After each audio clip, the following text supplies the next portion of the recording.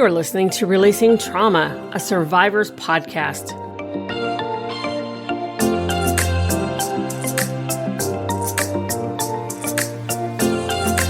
And now here's your host, Tracy Osborne. Hey, everybody. Welcome back to another show.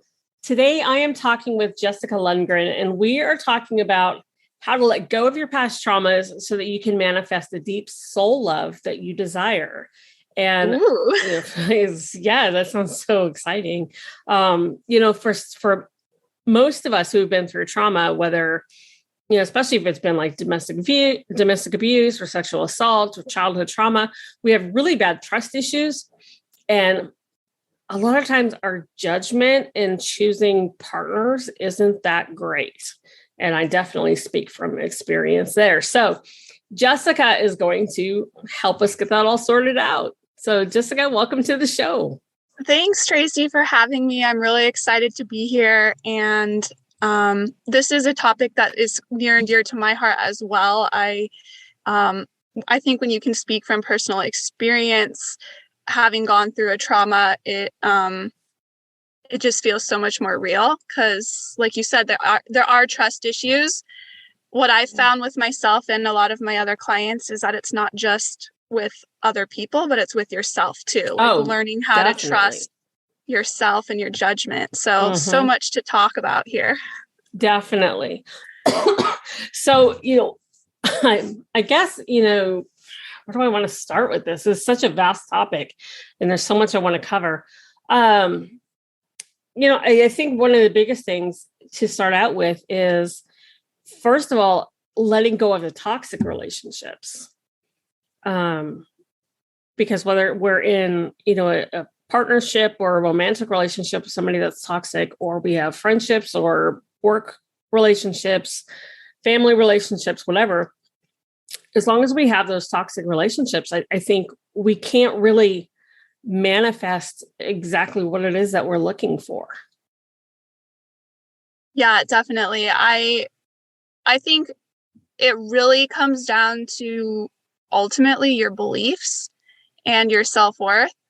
And so oftentimes when we have gone through some sort of traumatic experience in our past, whether it be a year ago or 30 years ago, we tend to make key decisions in order to survive that situation, but we're unconscious to those key decisions that carry along with us through our entire life and influence every single decision of who we're going to be with, of the type of relationship that we want, of what we unconsciously are attracting to ourselves. And until we can become aware of what those choices are and beliefs are that are guiding us, we're going to keep finding ourselves in the same patterns over and over again, which is what I experienced myself. Oh yeah, preaching to the choir here. I did that for years. Same guy, just different name, different face. And it wasn't until I really figured out my own traumas and the patterns that I was able to break that and bring about good relationships. And I was able to let go of the toxic relationships. So for example, I had a very toxic relationship with my stepmother, and I had to completely cut her out of my life. I've had to, she has absolutely no way to contact me because I just cannot have her in my life. And, I've done that with friends. I've done that with coworkers, those who are just, they're very negative or they're very toxic. I just don't want them around anymore. It's not healthy. Yeah.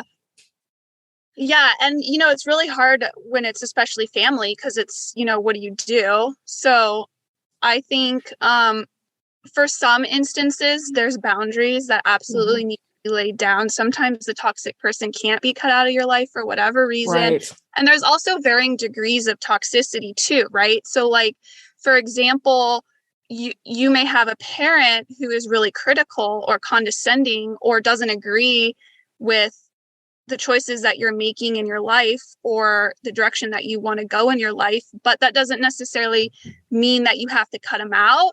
There may just be boundaries that you have to lay down with topics that you won't discuss with them, or you may have to let them know, like, I really love you, but I won't allow you to talk to me in this way. And like you said, in some instances, you do have to cut somebody out completely of your life, and that's really hard. But I think that there is a spectrum of toxicity, and it's up to you to decide like what you really need in order to elevate your life to level.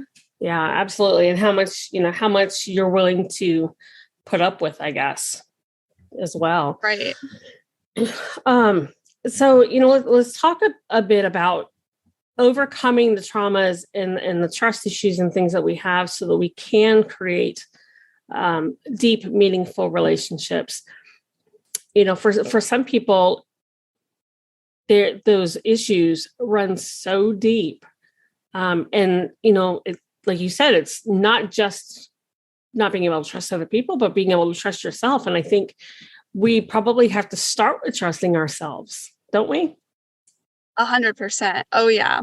I think the first step is forgiveness, not necessarily for the other person or people, but ultimately for yourself. I know for me, I had a pattern of getting caught up in really unhealthy, unfulfilling relationships that always ended leaving me more lonely, more feeling like worthless, unlovable. And I had to forgive myself for continuing to make the choice to be with guys like that. I had to forgive myself for hurting myself, because in the end, like, my self-worth and my self-esteem were just completely bulldozed, and it was ultimately from my own doing. And so absolutely forgiveness and learning to trust yourself and that little inner voice is step one for sure. How do we do that? I mean, is it just a matter of, trusting your gut instincts, or, is there something that we need to do, like some steps that we need to take in order to begin trusting ourselves? Yeah, that's a really good question. I'd say, first of all, to understand that it's a process and to be gentle with yourself. I hear so oftentimes women who are their biggest bully. They're their own biggest bully. And I think that we're all guilty of that at some point or another. But the first step is to recognize how you're talking to yourself, like the inner voice and the words that you use with yourself, and how you're talking about yourself. Like, when you make a mistake, what are you saying? Are you saying, oh my gosh, you're so stupid? Or what's wrong with you? Why do you keep making this decision?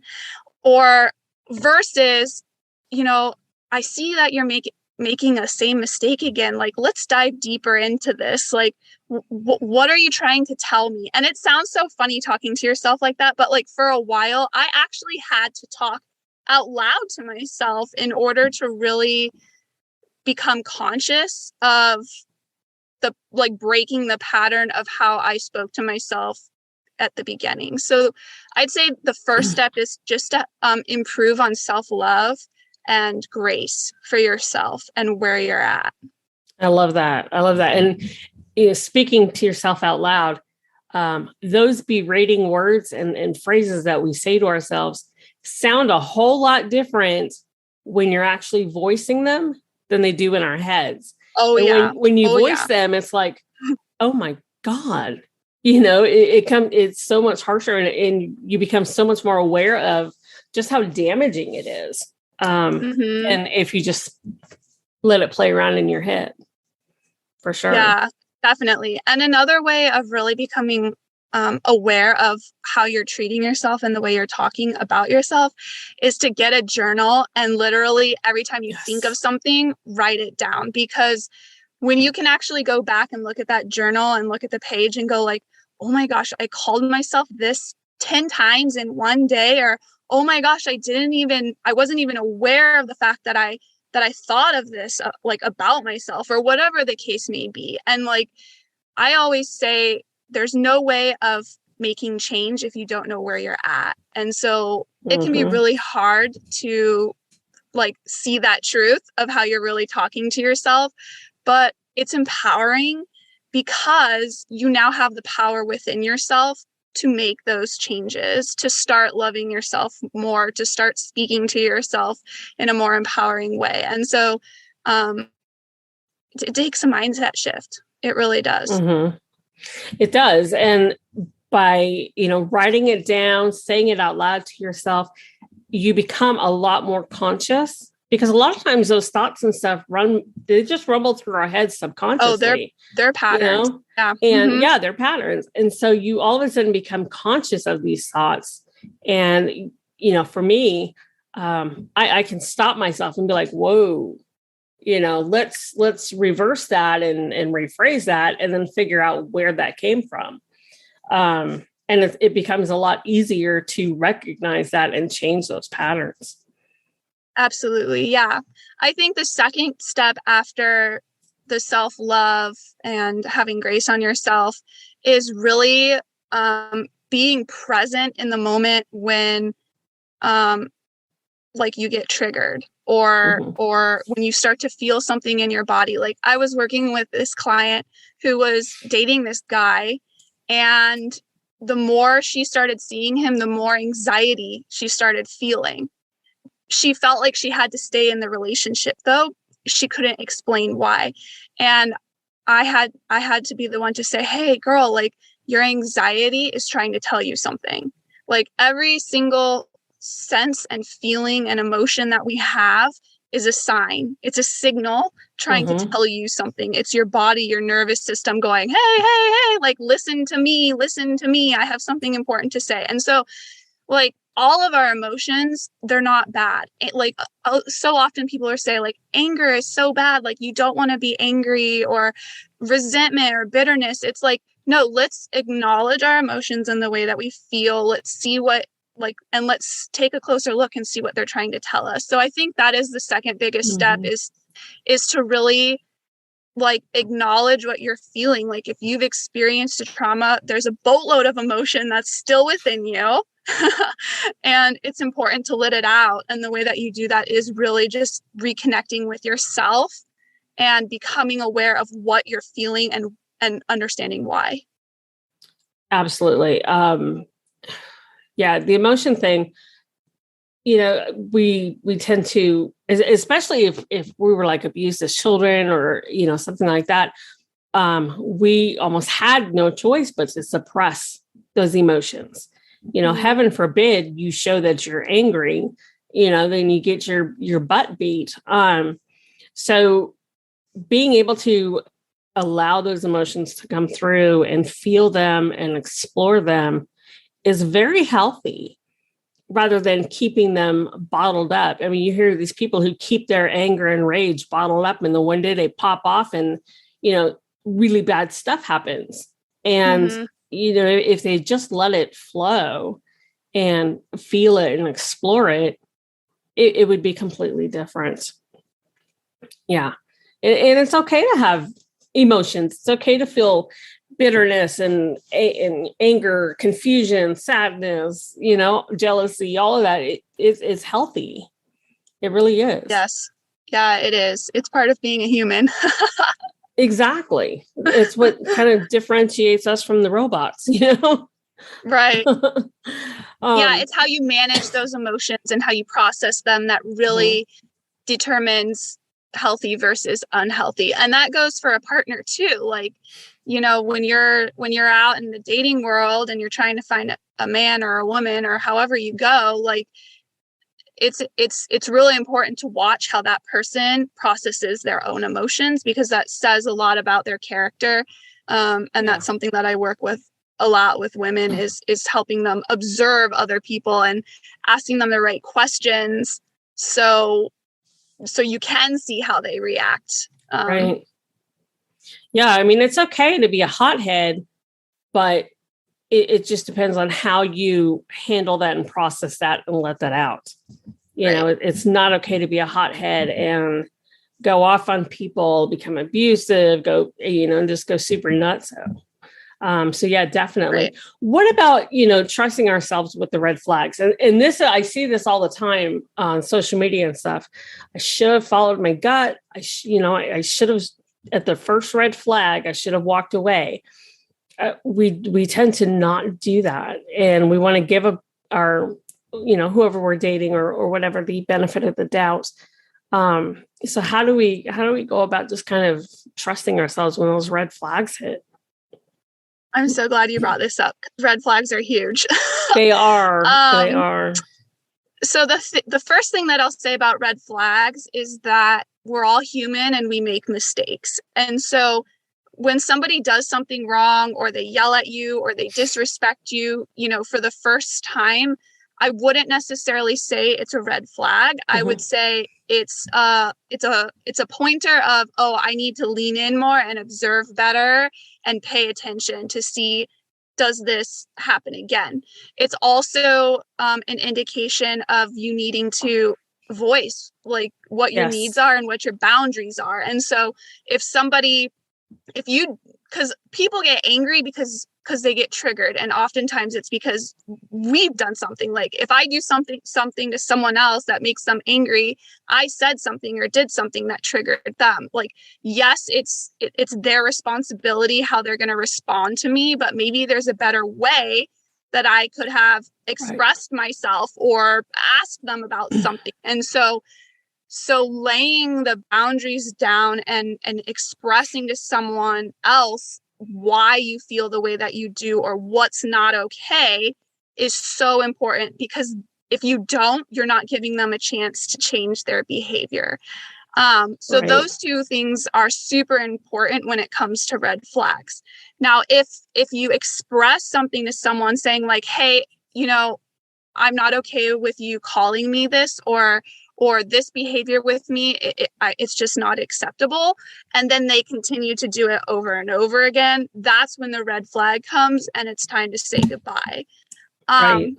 For me personally, I stayed in relationships when I saw red flags. Like my gut was saying like, oh, you can't stay with this guy. Like there was one boyfriend that I had, and I was with him for about 6 months, and I was talking about marriage with him. Like we were planning our wedding, and I would go to bed at night saying, I can't marry him. I can't marry him. And yet I still stayed with him, and I still talked about marriage with him.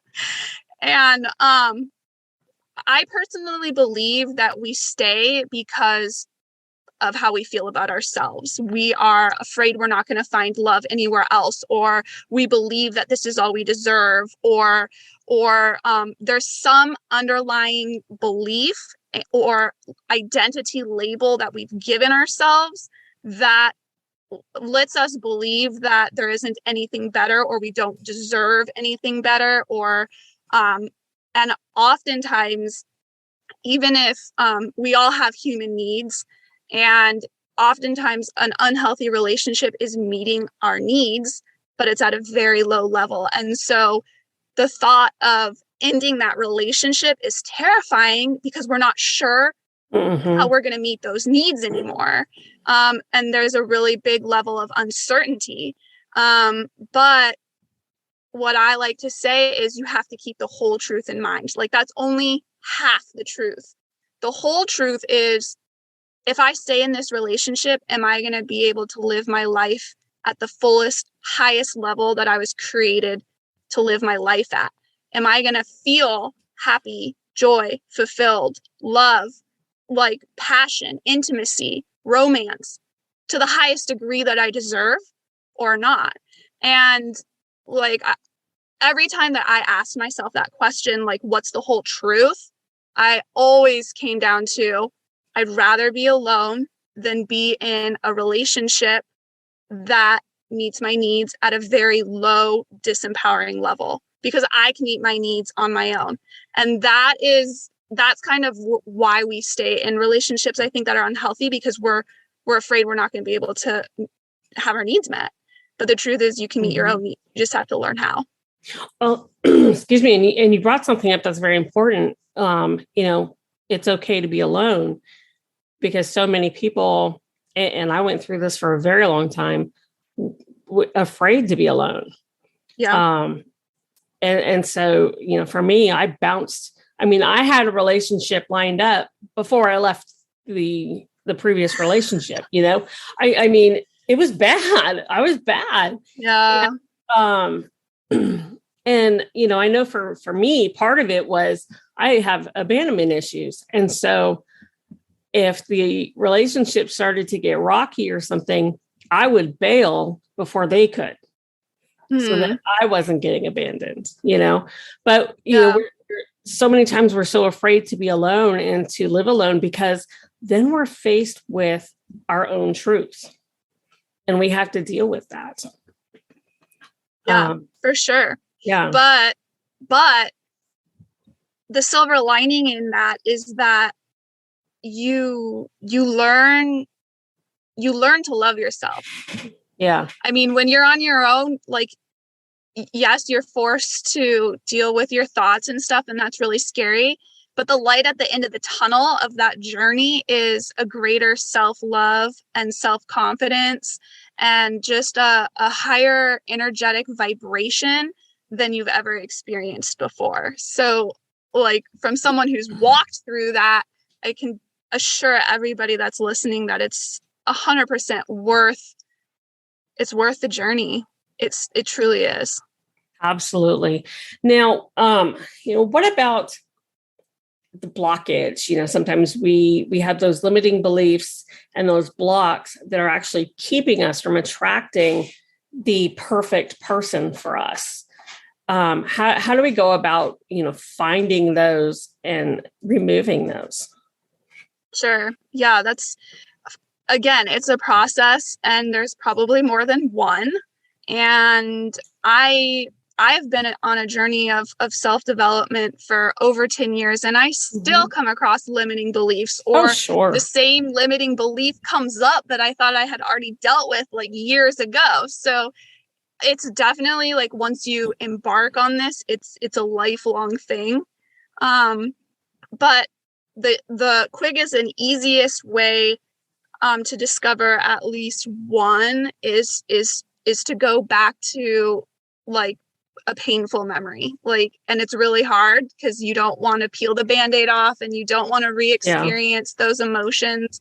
And I just want to put a little note here for some people, like, it's like, if you're someone who's really expressing like severe depression or like suicidal thoughts, it's really important that you have a professional with you, like going through this, because when you do go back to a painful memory, like, it amplifies those emotions. And if you're not in a safe place, or you don't feel like you're in a safe place, like mentally or emotionally, like, please seek out professional help. Definitely. When doing that sort of exercise. So that's a little plug for that. But